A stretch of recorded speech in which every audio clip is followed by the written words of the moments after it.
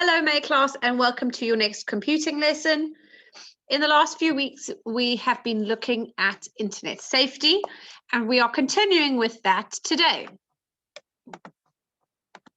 In today's lesson, we are going to be looking at the following. We are going to be discussing, or we're going to discuss what hacking is, and we're going to understand or work out how to understand ways in which we are able to protect ourselves from hacking. Right. Remember, as always, with online safety and when we're working online, if you see something or something happens online that is concerning, you need to immediately talk to a trusted adult, or you are even able to call Childline at 0800 1111. It is so important that if there is something online that happens that concerns you or worries you or doesn't make you feel very right, you need to talk to an adult about it. So don't forget that, please.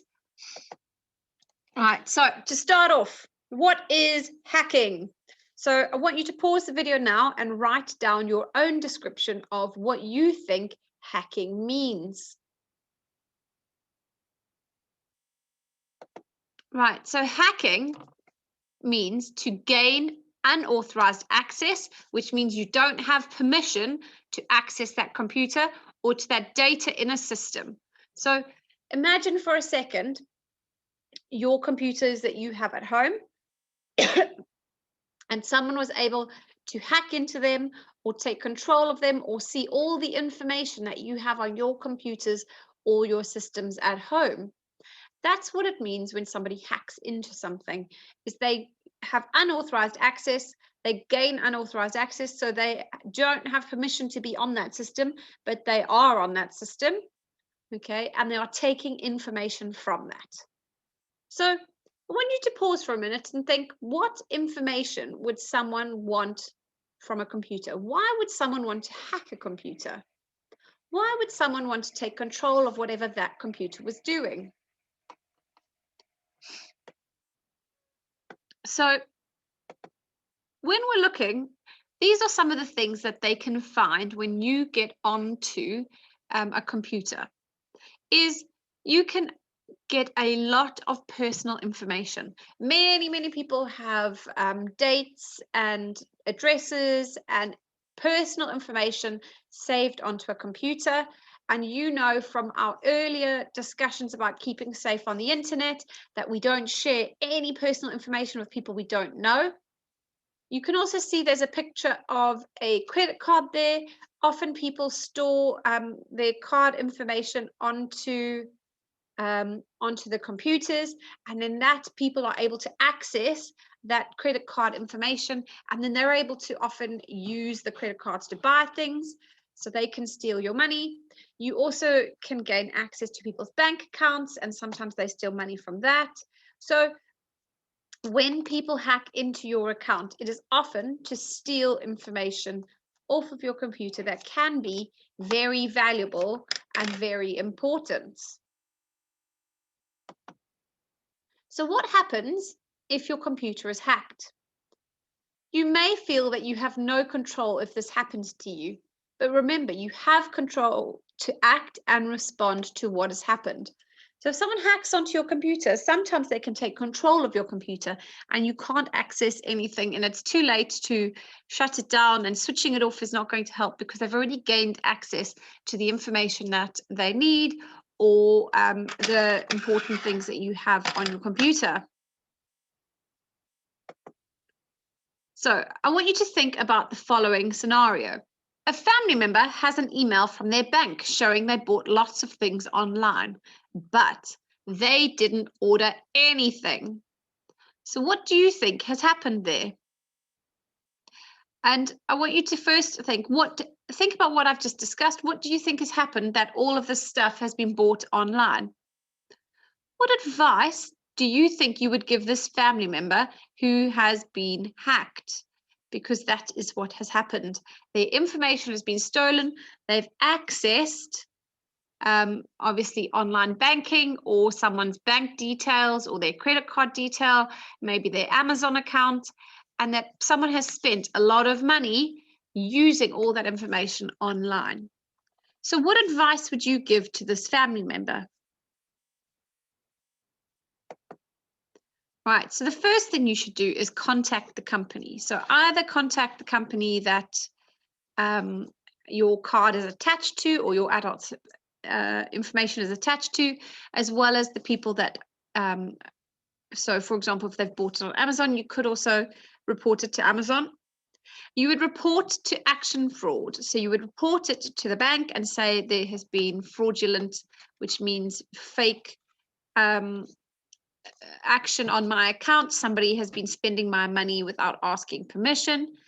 And then you would step up your security, which means you would probably change your passwords and make them a lot harder for people to hack. So often when this happens, we say when you're making passwords, it should include capital letters, numbers, random letters itself. It can use exclamation points, stars, underscores. So make sure you're using symbols, capital letters, and numbers. And that means that your password would be more secure. Make sure that you are making it sometimes as random as possible. So not just your surname or your name or a random, make sure that it is random or it's very difficult for someone to access that password. Also make sure that you're not saving your password somewhere where other people can see it. We always say that you need to keep your passwords a secret. The only other people that could possibly know your passwords are your adults, because they may be able to help you with some of your passwords when you need them for work. So things like Times Table Rockstars or your logins for things. Make sure that they're written down somewhere that you don't lose them. Right. Then we have something called phishing. So it's not spelt the same way, but phishing there is when hackers don't have to hack. They can design websites and emails that look official and trick people into giving personal information. So sometimes your adults may have got an email or an SMS from a number that isn't necessarily the one they normally get information from, for example, the bank from. Maybe it's a strange number or a strange email.